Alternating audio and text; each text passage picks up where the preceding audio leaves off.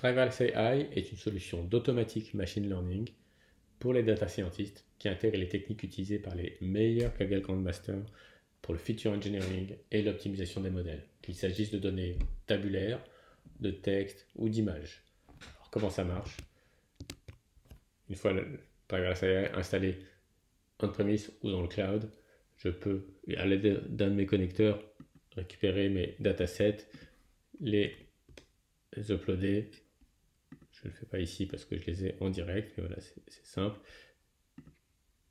Et je peux voir, donc Driverless va construire les statistiques, va me présenter les statistiques sur mes données, distribution, valeur numérique ou valeur catégorie, valeur manquante et autres, min, max, permettent de comprendre voilà, mon jeu de données. Et ici, ma target, la valeur que je veux prédire, c'est le risque de churn de mon client, soit 0 ou 1. Je vais demander maintenant à la Driverless AI de construire un modèle. Pour ça, je lui indique quelle est ma target, donc is churn, c'est ça que je veux prédire. J'ai un jeu de données test pour vérifier que mon modèle se généralise bien, comment il se comporte de nouvelles données. Un certain nombre de paramètres sur lesquels je peux jouer, que je peux modifier, mais qu'il n'est pas nécessaire de modifier directement.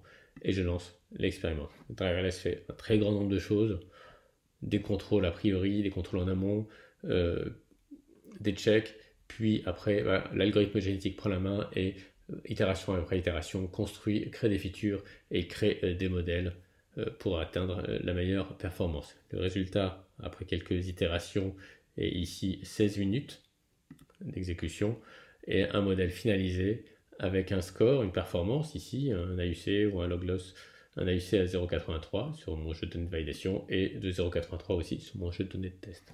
Mon modèle est finalisé, il comprend la partie feature engineering avec toutes ces nouvelles features créées, plus ou moins complexes, weight of evidence, target encoding et autres features créées.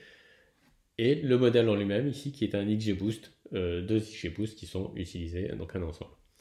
Mon modèle est finalisé, je peux le déployer simplement avec un Mojo, donc c'est un exécutable en fait C++, mais avec un wrapper Java, Python, R, et en une ligne de commande Java, Python ou R, je prends mon modèle et je score des nouvelles données indépendamment de ma plateforme. Et ce modèle déployé, ce pipeline déployé comprend donc mon modèle, la partie feature engineering, si j'ai un XGBoost, si j'ai un LightGBM, si j'ai un TensorFlow, si j'ai du PyTorch, c'est embarqué dans le Mojo et c'est exécuté directement en production ou là où je l'ai déployé.